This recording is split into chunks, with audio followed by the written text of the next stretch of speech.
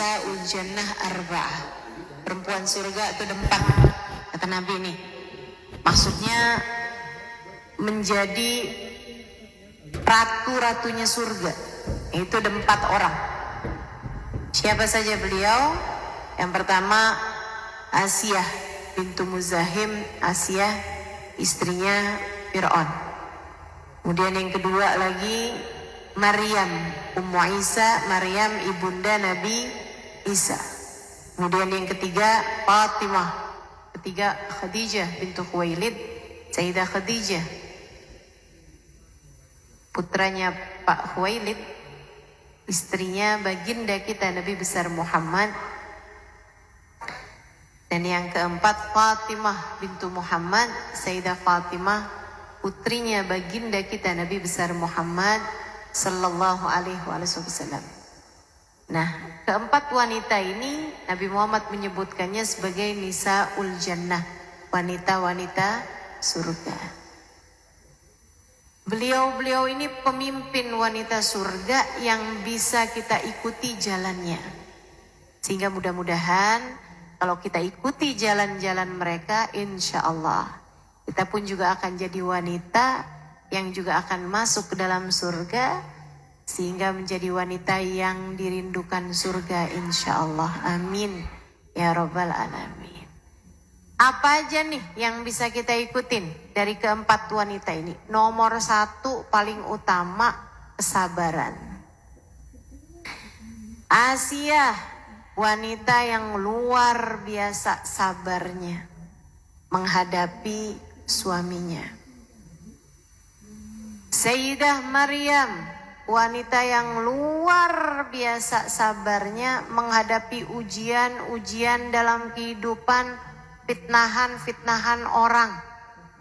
Nah, ini perlu nih zaman sekarang.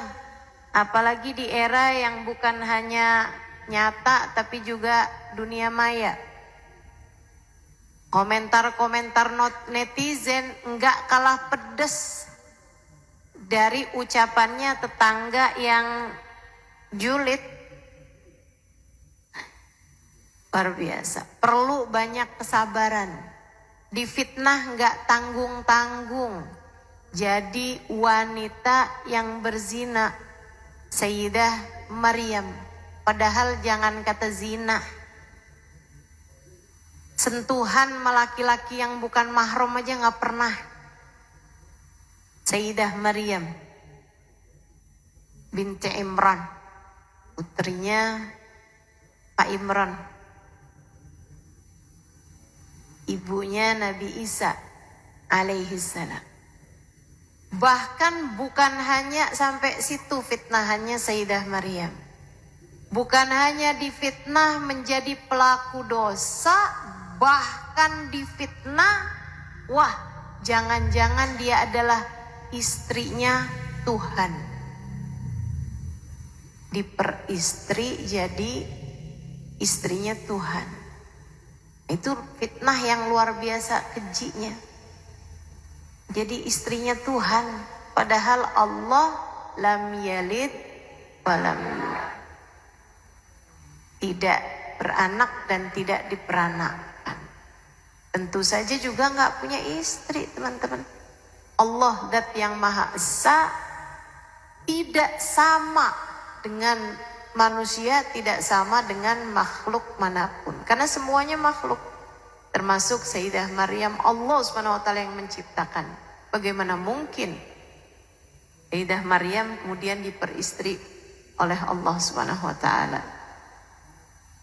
Subhanallah ala dzalik, maha suci Allah SWT dari itu semuanya. Sayyidah Maryam, kita belajar tentang kesabaran. Sayyidah Khadijah bintu Khuwailid, Masya Allah bu, sabarnya luar biasa. Ngadepin apaan Sayyidah Khadijah sabar? Bukannya Sayyidah Khadijah kaya raya Ustazah. Bukannya Sayyidah Khadijah jadi istri Nabi Ustazah.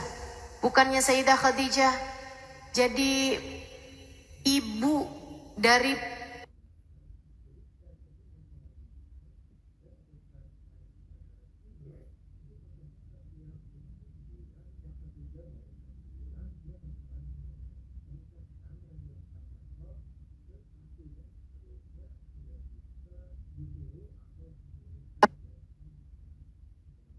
orang-orang pertama yang masuk ke dalam agama Islam, dan saya baca kisah Sayyidah Khadijah dari banyak kitab.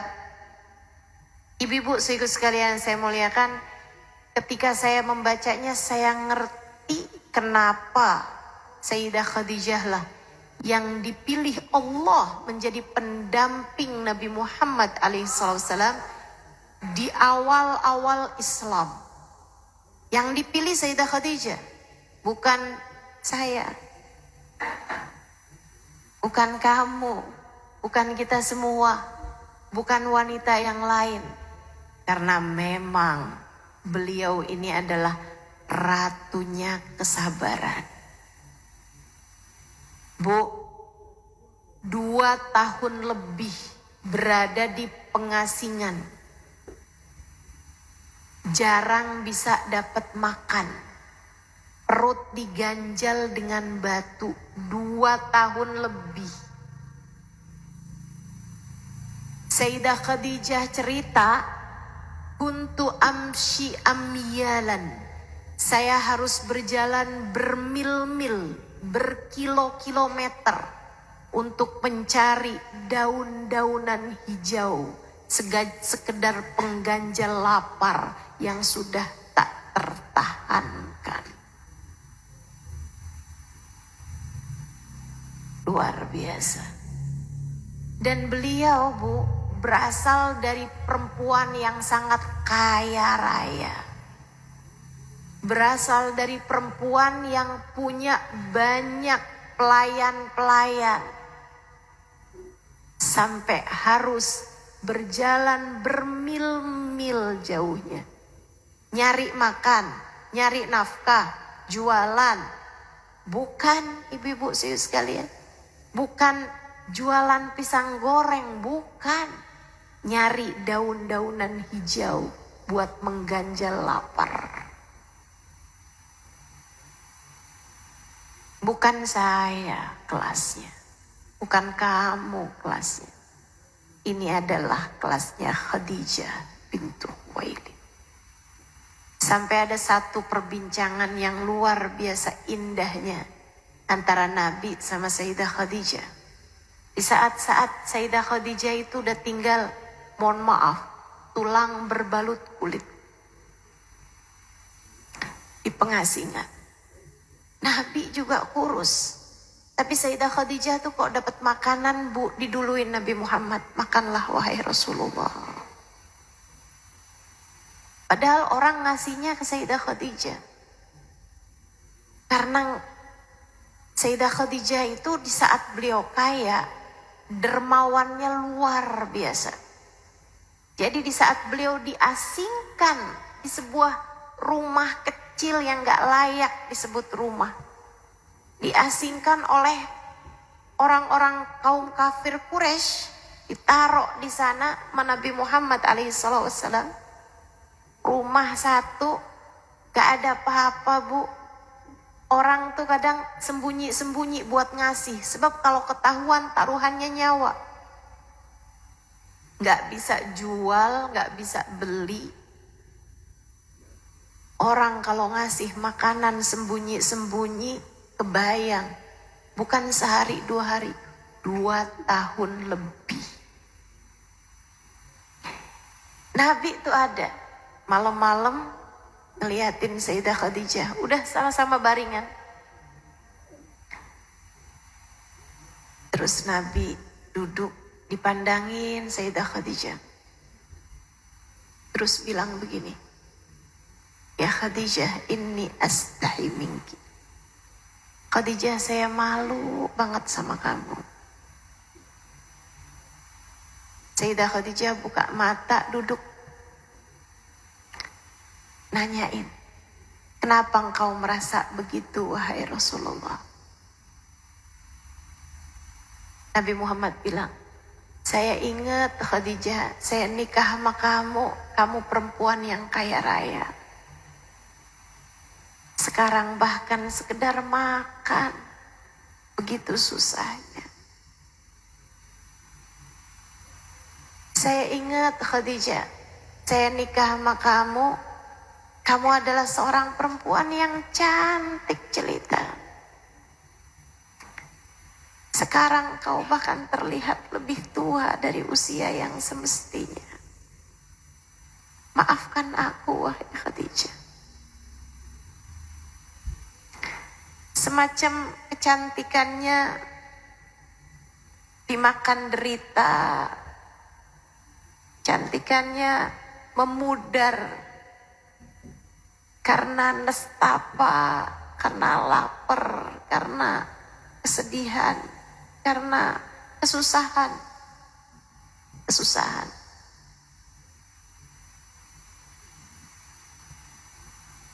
Aku ingat, wahai Khadijah, saya menikah denganmu sedangkan kamu adalah perempuan yang begitu mulia. Kamu dimuliakan oleh kaummu. Sekarang bahkan kita harus berada di pengasingan semacam ini, wahai Khadijah. Sayyidah Khadijah tersenyum kemudian berkata kepada suaminya, jangan pernah merasa begitu, wahai Rasulullah. Jangan pernah merasa begitu, wahai Rasulullah. Kau harus tahu, sejak aku memutuskan menikah denganmu, aku jadikan seluruh waktuku, seluruh tenagaku, seluruh hartaku, nyawaku, hidup matiku, hanya untukmu, wahai Rasulullah.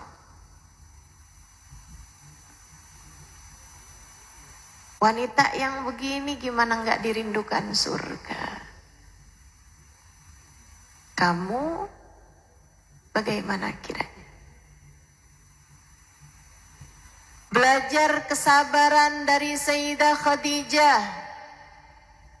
Belajar sabar dari Sayyidah Khadijah. Bu, Kak, Dek, belajar sabar dari Sayyidah Khadijah. Lapar, ya nggak apa-apa. Kepengen punya, tapi nggak ada uangnya, yang sabar. Pengen kebeli panci,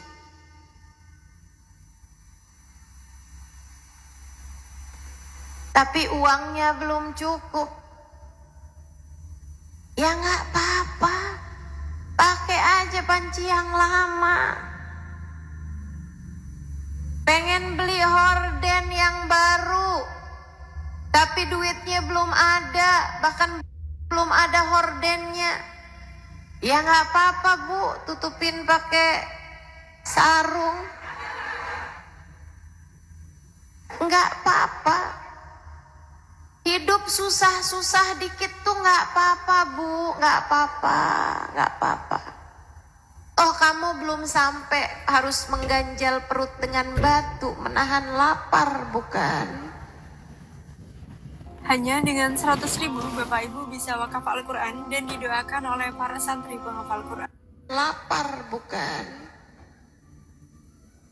Kamu tidak harus sampai berjalan berkilo-kilometer buat nyari sekedar sesuatu mengganjal perut, bukan? Kamu nggak pernah sampai ke situ. Saya yakin. Kita nggak pernah diuji Allah sampai sebegitunya. Maka yang sabar. Insya ingetin ucapan saya. Untukmu yang merasa hidup tidak bersahabat, untukmu yang kesulitan ekonomi, untukmu boro-boro dah pergi haji. Di Indomaret aja bolak-balik batal.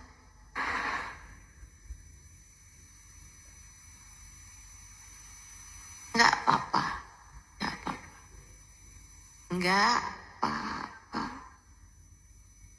Wanita surga itu mengganjal perutnya dengan batu menahan lapar.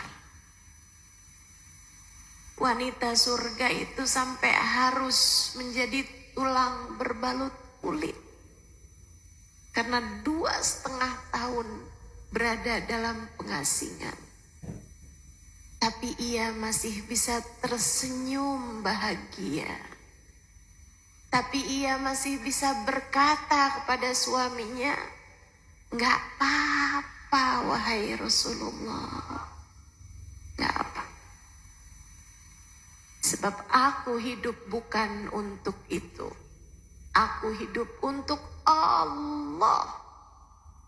Aku hidup untuk menjalani kehidupan sesuai dengan yang diinginkan. Tak mengapa susah di dunia,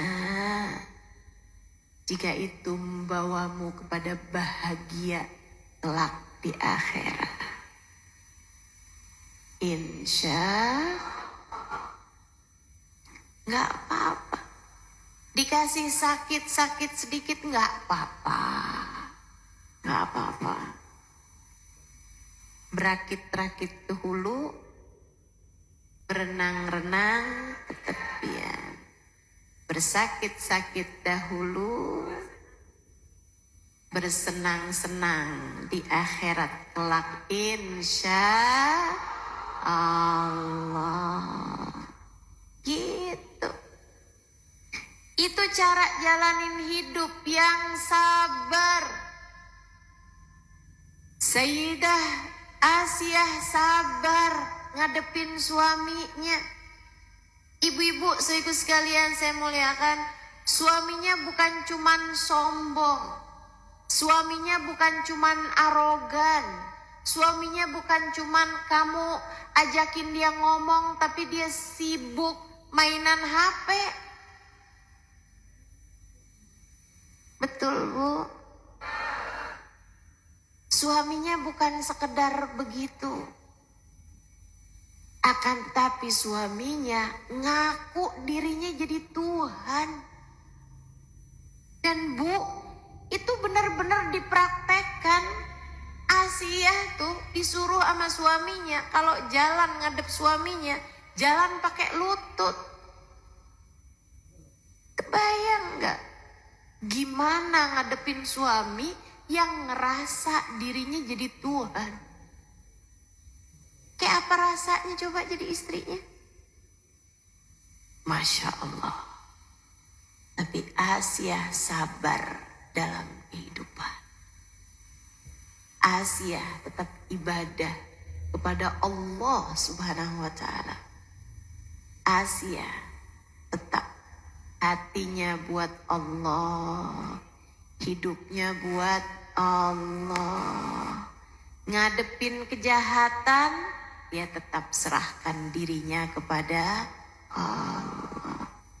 Itu caranya jalanin kehidupan. Jangan baru dibentak suami dikit aja, statusnya udah kayak jadi orang paling merana sejaga karsa.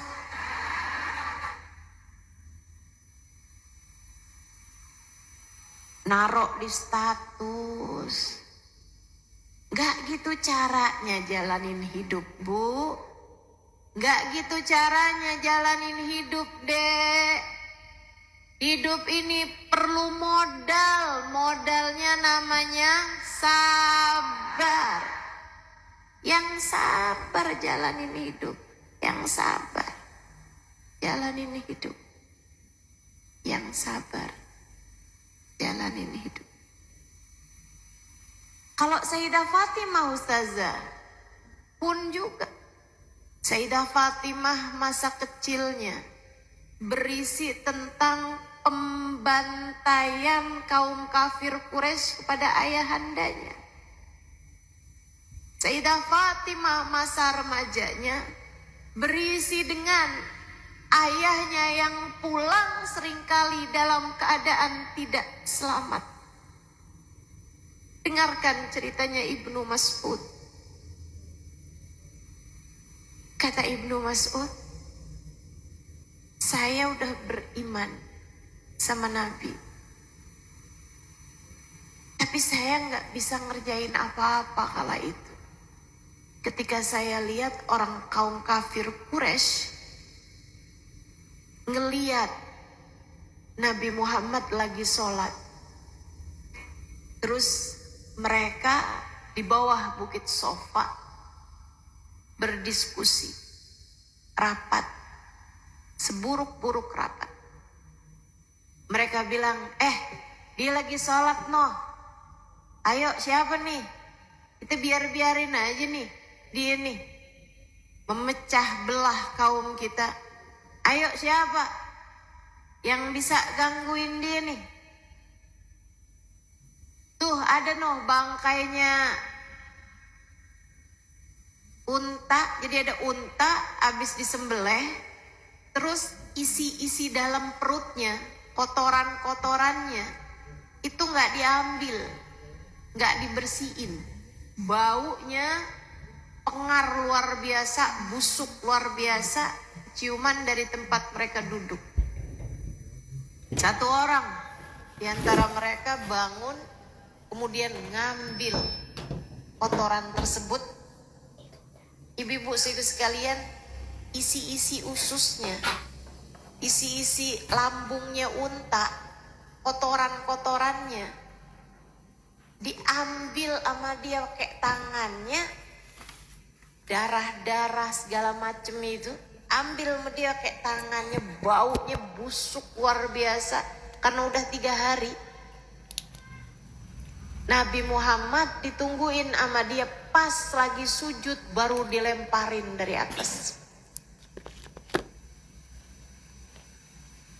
Itu kotoran jatuh di punggung Nabi, sampai jatuh ke leher Nabi, kepala Nabi. Nabi lagi sujud. Nabi kala itu sujud, dilamain menabi sujud. Ketawa orang kafir Quraisy, cekikikan sampai pegang-pegang perutnya. Nabi tetap sujud aja. Sampai kemudian datang Sayyidah Fatimah, karena rumahnya digedor sama seorang budak. Ya Fatimah, lau ra'aiti mada fa'alu ala abi. Fatimah, liatin ayah kamu diapain tuh sama orang-orang. Liatin ayah kamu diapain. Sayyidah Fatimah lari.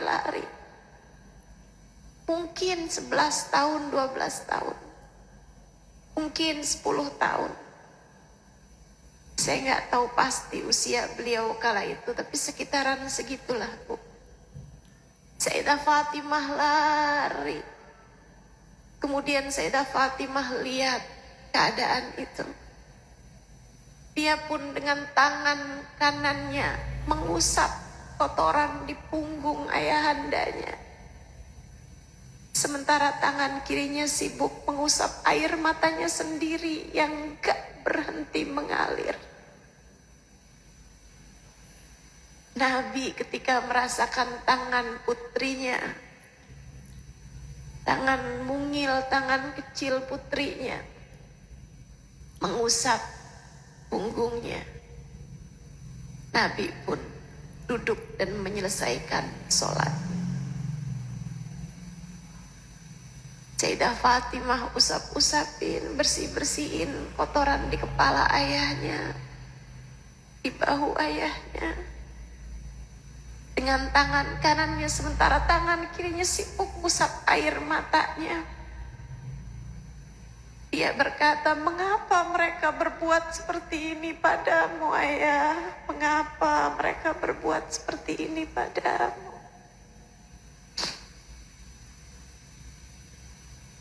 Nabi Muhammad kemudian mengusap air mata di tangan putrinya seraya berkata, gak apa-apa nak, gak apa-apa. Kelak kamu akan melihat kenabian ayahmu mencapai Romawi dan Persia, 2 negara paling besar kala itu. Kayak kalau zaman sekarang, tenang nak, kamu akan lihat kenabian ayahmu sampai ke Cina dan Amerika.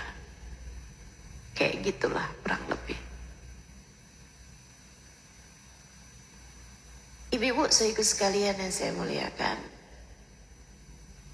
itu Sayyidah Fatimah. Kecilnya sabar. Dilihat bagaimana ayahandanya bersabar terhadap segala ujian. Dan beliau belajar.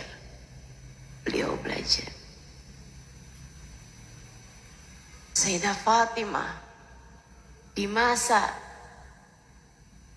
beliau masuk usia, kemudian Nabi Muhammad menikahkannya. Bu,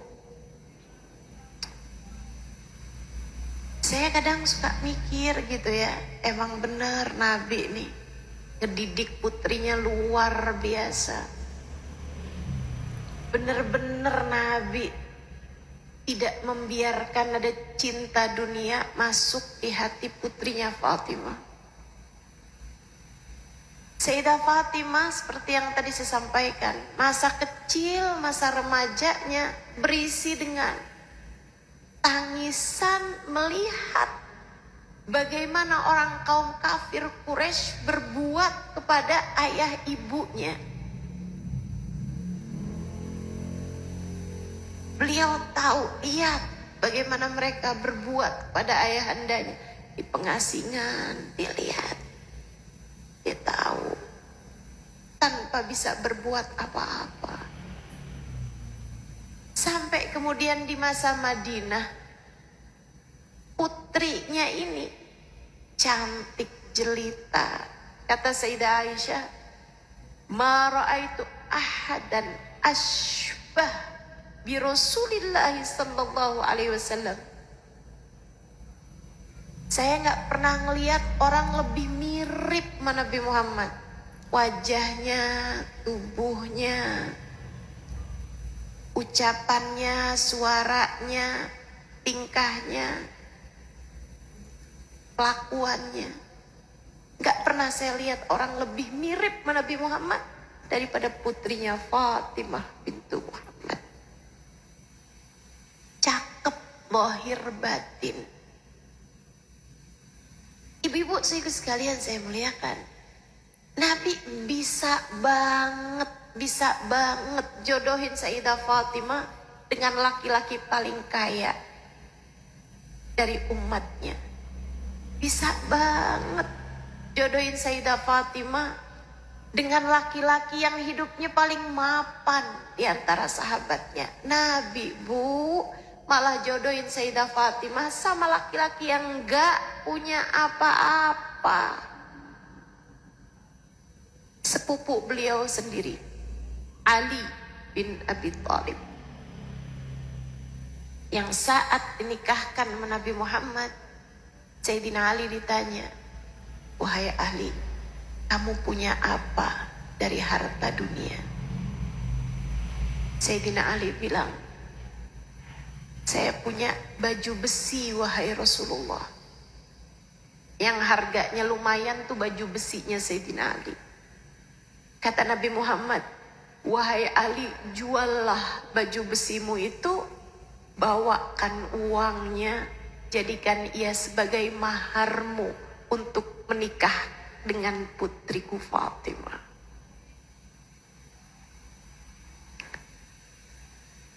Nabi jodohin Sayyidah Fatimah sama laki-laki paling miskin dari para sahabatnya.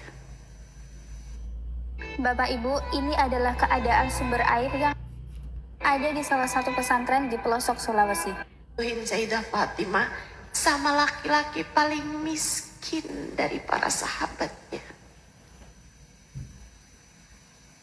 Sampai Sayyidah Fatimah itu ibu-ibu sekalian, itu buat makan hari itu nungguin Sayyidina Ali kerja dulu. Kerja hari itu buat makan hari itu. Siapa di antara kita yang kayak begitu? Gak ada, saya rasa.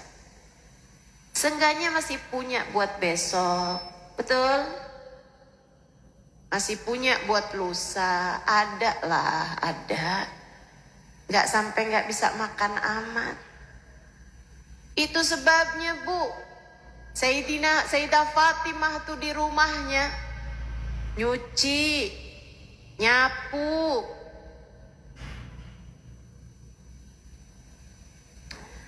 numbuk gandum.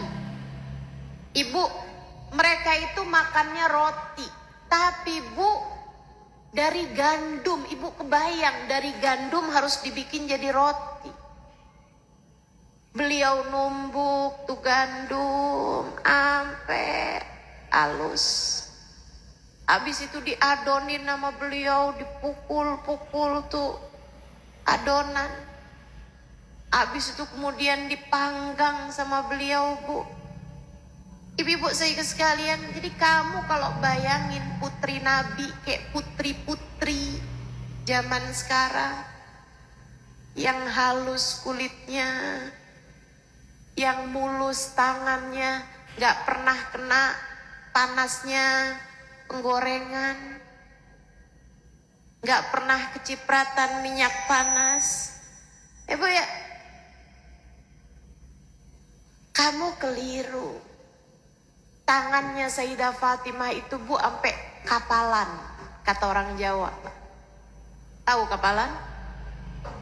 Keras banget. Nggak ada lembut-lembutnya.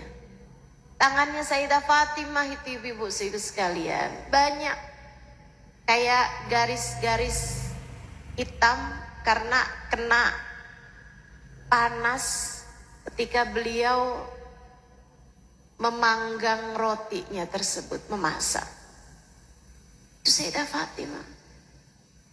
Ibu-ibu sekalian yang saya muliakan, bersama dengan itu ibadahnya luar biasa, kasih sayangnya kepada orang lain luar biasa. Kita kan kalau kita lagi gak punya duit, boro-boro mau ngasih orang. Kita kalau duit kita sedikit, boro-boro mau mikir sedekah. Kan begitu? Sayyidah Fatimah gak gitu. Gak gitu. Semiskin-miskin apapun, sesedikit apapun, beliau pasti berbagi kepada orang lain. Malamnya isinya doa. Tahajud, doa. Ya Allah, kasihani fulan bin fulan. Rahmati fulan bin fulan. Ya Allah, fulanah bintu fulan, ya Allah. Sayangin dia ya Allah. Jangan susahkan hidupnya ya Allah. Padahal hidup Sayyidah Fatimah susah. Kata putranya Sayyidina Hasan, aku belajar banyak dari ibuku. Pernah satu malam aku terbangun di waktu malam. Aku cari ibuku. Beliau di atas jadahnya tengah berdoa. Dilihatnya aku, kemudian dipanggilnya. Sini nak, kebangun ya. Sini nak, sini nak. Aku pun tidur di pangkuan ibuku, membaringkan kepalaku di pangkuannya. Kemudian ibuku mulai mengangkat tangannya berdoa. Beliau mendoakan orang. Tanpa sekalipun menyebut namanya sendiri dalam doanya.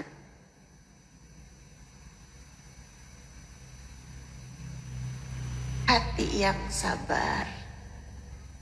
Hati yang sabar.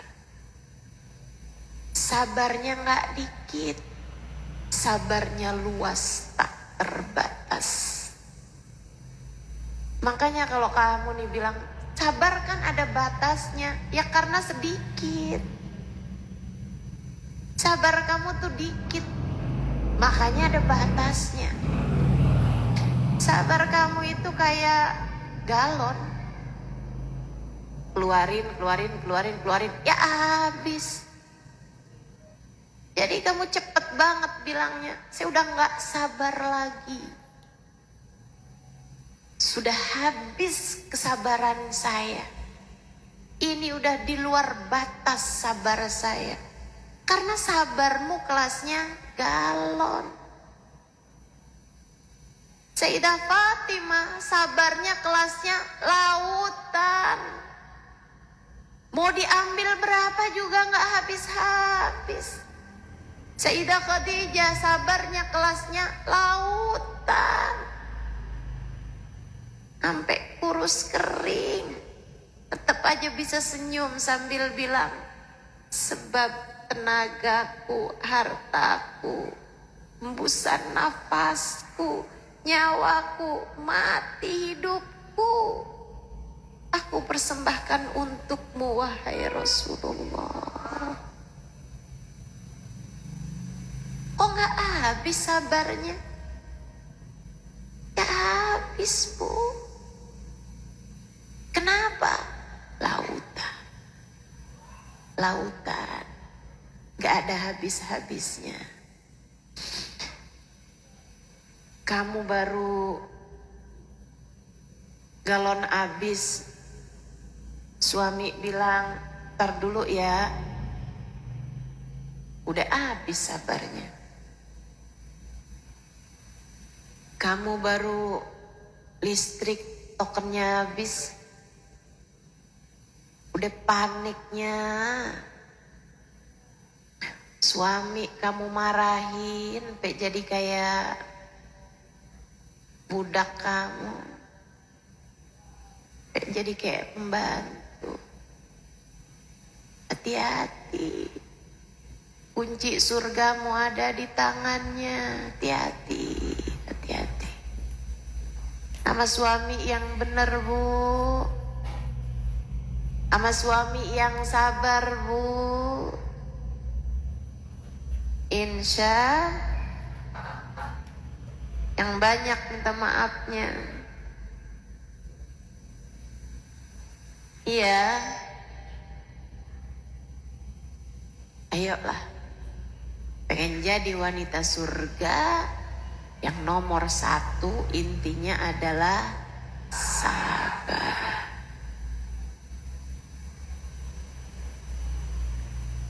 Dakhala Rasulullah sallallahu alaihi wasallam ila baiti Fatimah.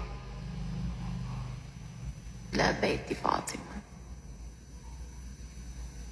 Nabi Muhammad masuk rumah putrinya Fatimah. Wajadaha naimatan alal ardh. Nabi mendapati Sayyidah Fatimah tidur meringkuk di lantai. Nabi mendekatinya, kemudian bertanya, "Amarit ya Fatimah, kamu sakit, Nak?" Sayyidah Fatimah menjawab, "La ya Rasulullah, bal ana ja'iah." "Enggak, wahai Rasul, saya enggak sakit. Saya hanya lapar."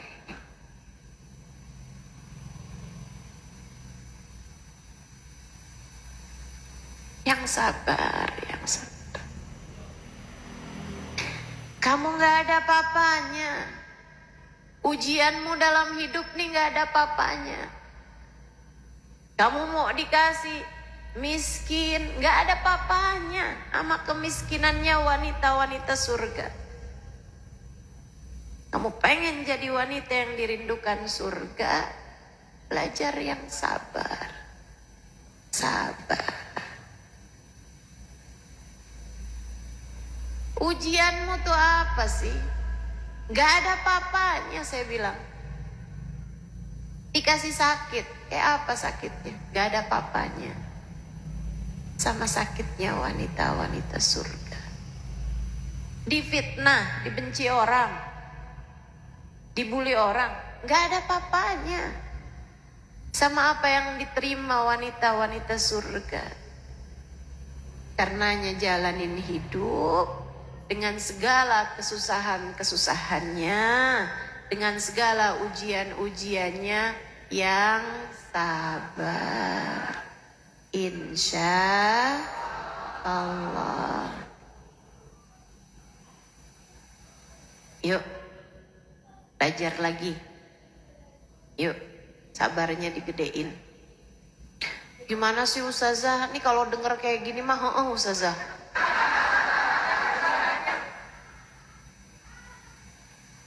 Betul ya?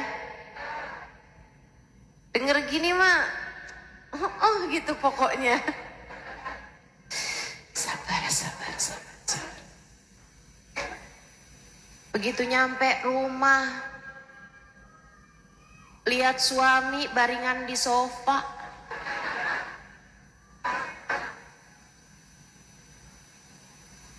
Kesel banget liatnya. Kerja kagak, bantuin rumah kagak. Ini laki mau apaan dah hidupnya.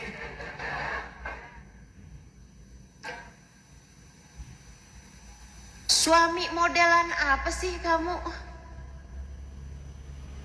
Suami cap apa nih kamu nih? Lupa semua dah. Pelajarannya lupa semua, betul? Latihan. Diingetin.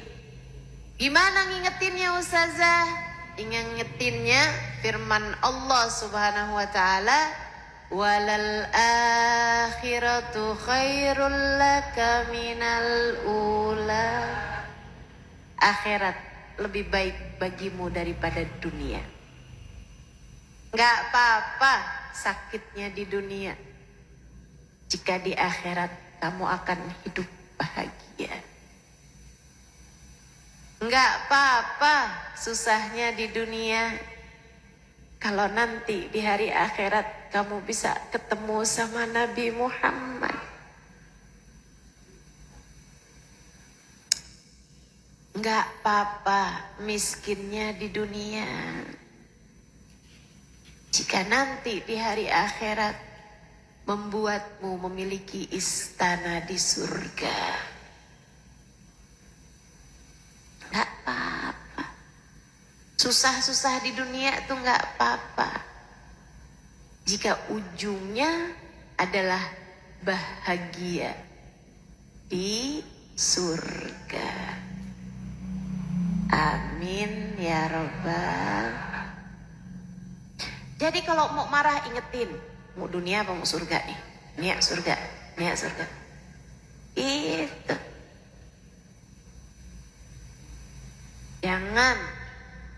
Jangan sampai kamu bikin keputusan di dunia, kesenangan di dunia kamu pilih bikin kamu sengsara kelak di akhirat nanti. Begitu jelas?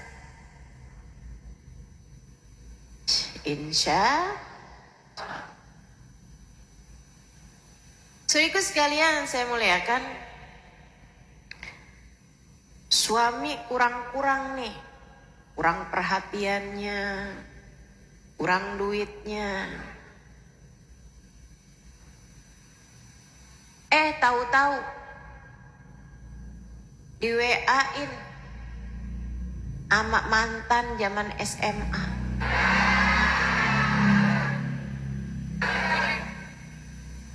Sekarang dia jadi anggota dewan.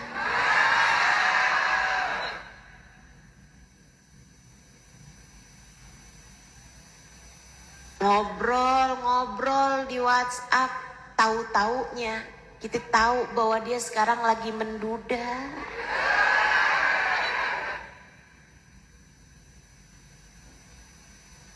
Ngobrol berhari-hari, tahu-taunya perhatian banget. Malam-malam nanyain kamu udah makan.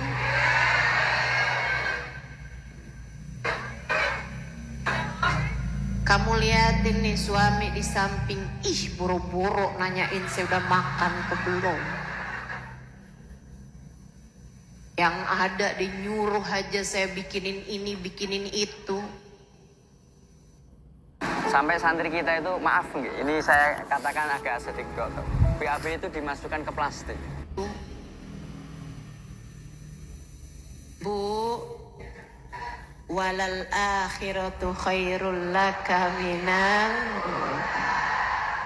Pilih mau senang dunia apa mau senang akhirat. Kalau kepengen bahagia di akhirat nanti, hidup di dunia mesti yang ujian tuh. Ujian, yang sabar. Jangan kemudian tinggalin yang ini. Lebih baik saya bersama dengan dia. Enggak ada. Enggak gitu caranya jalanin hidup, enggak gitu. Enggak gitu. Yang sabar. Mudah-mudahan Allah balas kita dengan surga. Ayyuma imra'atin sallat fardaha samat syahraha wa ta'at zawjaha faltadkhulil jannah min ayyi babin sya'at. Kalau ada perempuan sholatnya bagus, puasanya bagus, andai dia nggak punya banyak-banyak ibadah sunnah, tapi dia bisa hormat suaminya, ditaat sama suaminya, dijunjung tinggi suaminya, dia benar sama suaminya. Kata Nabi Muhammad, tar di akhirat dia boleh pilih surga manapun yang dia inginkan. Dah tuh ingetin ucapan saya. Dah gak usah dengerin omongan teman-teman. Ya ampun lu mau-maunya sama dia. Jangan. Dengerin aja omongan saya Bu, dengerin. Inget-ingetin, masukin ke hati. Saya ngomong dari hati, masukin ke hati. Insya itu nomor 1 sahabat. Nomor 2, kalau kamu kepengen ngikutin jalannya para wanita-wanita surga, jangan tinggal ibadah. Jangan tinggal. Yuk tinggalin dosa. Ya deh ya. Buat adik-adik nih paling berat tuh tinggalin dosa untuk nggak pacaran. Tapi kalau kamu berhasil melalui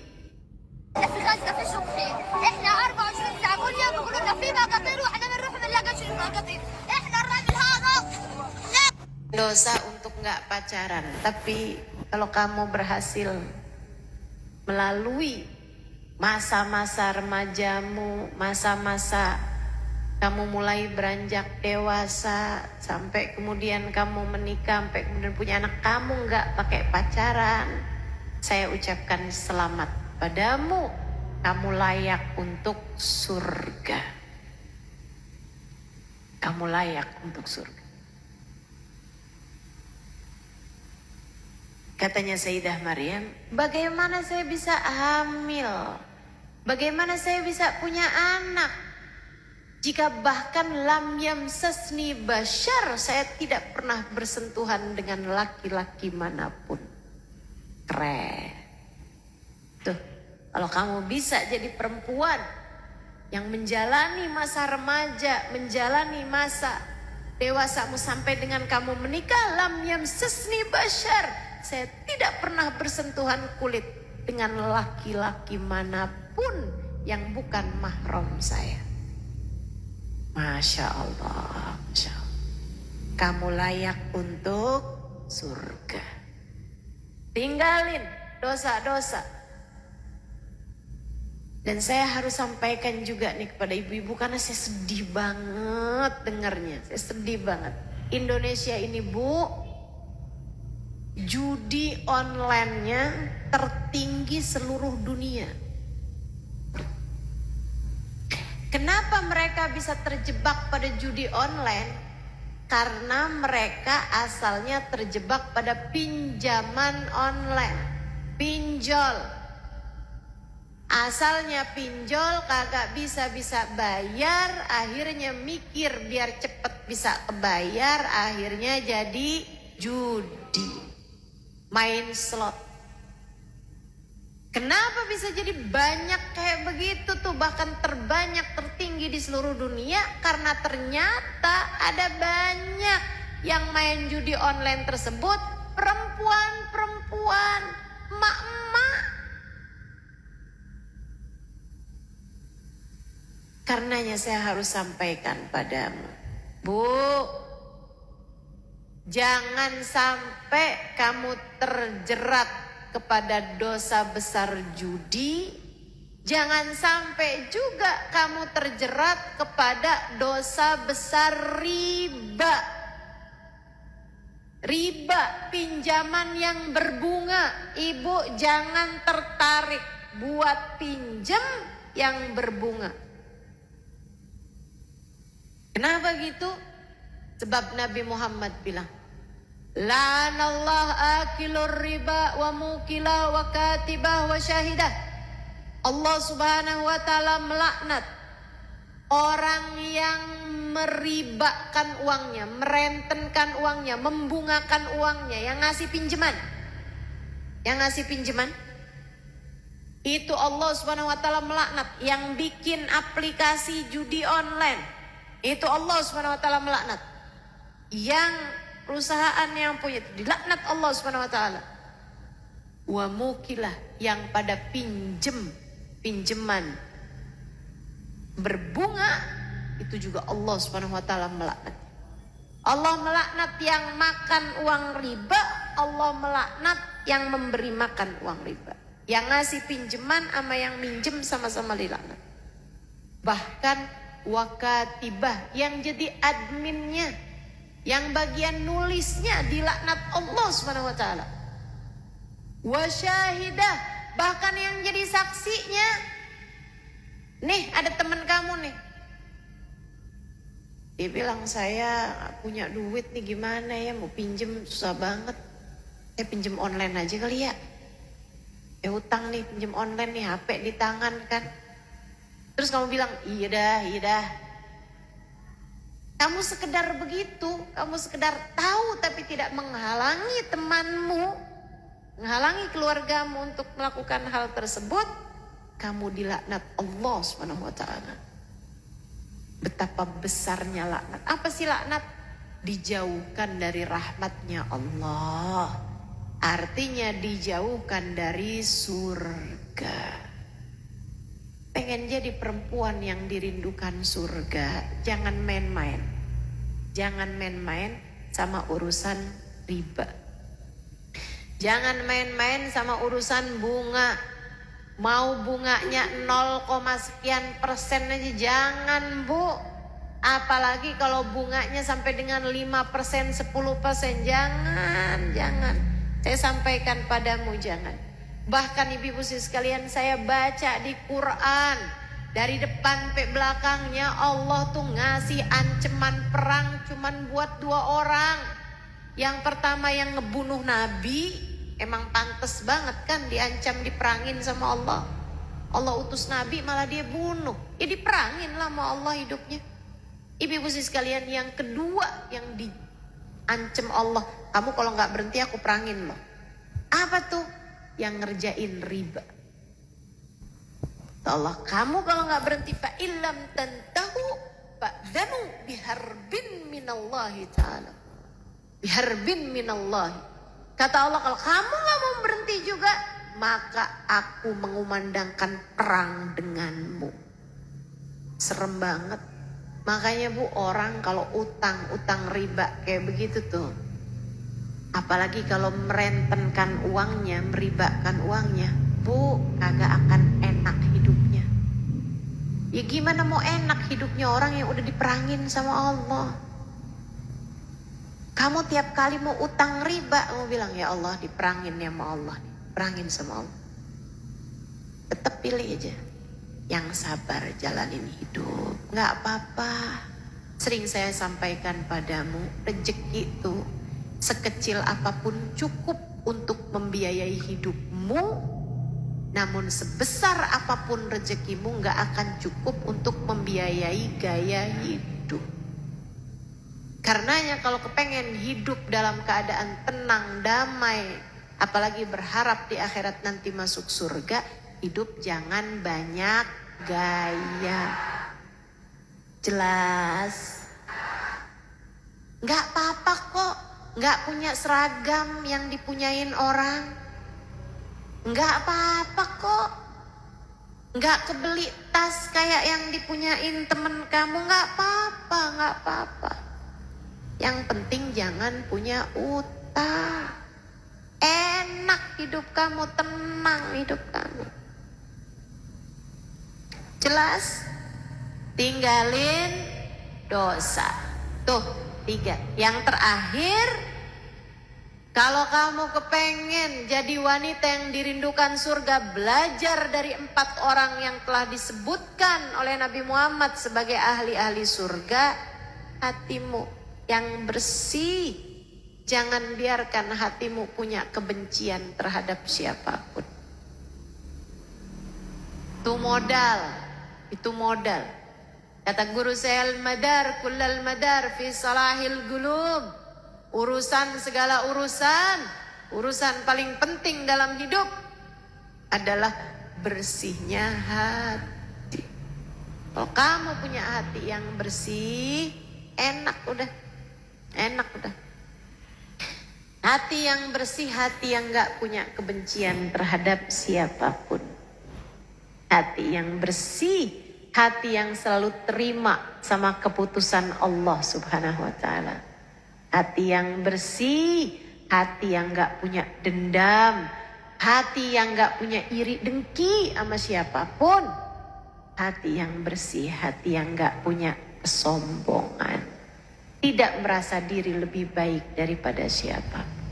Mudah-mudahan Allah karuniakan semua hal-hal ini insya Allah. Apa aja tadi? 1, 2, ibadah. 3, tinggalin dosa. 4, bersihnya hati. 4 hal itu kalau kamu punya, kamu layak untuk jadi wanita yang kelak membersamai wanita-wanita yang telah disebutkan Nabi Muhammad sebagai wanita-wanita surga. Insya Allah.